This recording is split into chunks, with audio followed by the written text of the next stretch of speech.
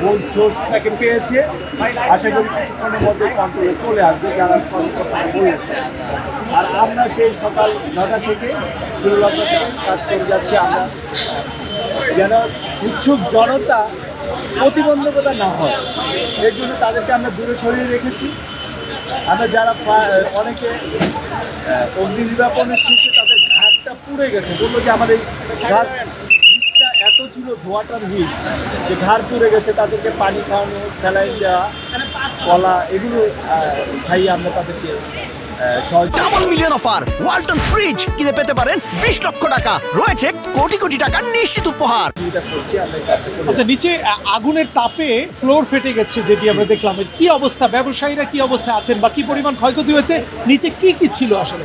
নিচে ছিল এটা মার্কেন্টাইল দি ঢাকা মার্কেন্টাইল কোঅপারেটিভ ব্যাংকের গোডাউন ছিল। এখানে তাদের কাগজ এবং বিভিন্ন প্রসপেক্টাস, বিভিন্ন স্কিমের যে প্রসপেক্টাস তৈরি করা হয় এগুলোর স্টক ছিল, A4 সাইজের কাগজ ছিল এবং বিভিন্ন ডকুমেন্ট ছিল। আর এই আগুনে কোনো জানমালের ক্ষতি হয়, শুধু কাগজগুলোই পড়েছে। আর যেটা হয়েছে, ব্যবসায়ীদের লাইব্রেরির ফ্লোর ফেটে গেছে আগুনের হিটে। এত হিট, ওনারা পানি দিচ্ছেন উপর থেকে, দিয়ে কন্ট্রোল করার চেষ্টা করছে। আসলে কতটুকু টিকবে ফ্লোরটা বোঝা যাচ্ছে। আচ্ছা, এরকম ভবনে তো সাধারণত র্যাম্প থাকার কথা, অর্থাৎ গাড়ি ঢোকা বা মালামাল ঢোকানোর, কিন্তু সেই নিয়মটা এখানে মানা হয়নি। আপনারা কি কি ব্যত্যয় দেখলেন এখানে? এটা 2000 সালের আগের একটা ভবন।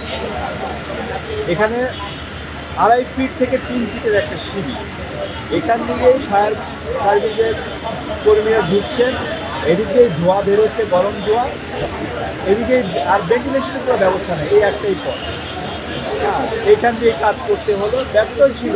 এখানে কোনো অগ্নি নির্বাপন ব্যবস্থা ছিল না, পর্যাপ্ত ন্যাচারাল ভেন্টিলেশন ছিল না, যার দরুন এই ইয়েটা হয়েছে।